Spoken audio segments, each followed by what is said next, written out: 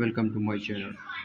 A Premier League love, Allan Saint-Maximin scores screamer late on the make it 1-1 with Wolves, while West Ham or 1-0 up over Aston Villa following a Pablo Fornals deflected second half strikes.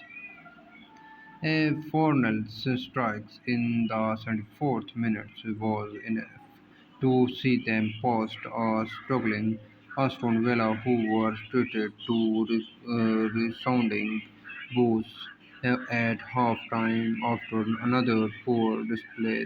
They had dominated the first half but just could not finish their dinner awards run without win since April. Continue after Planet Maximus support winner which was close to Poscas Worthy paid them back at the death and Bruno Logman will have to settle for another point against Newcastle at home. Thanks for watching. Please subscribe my channel.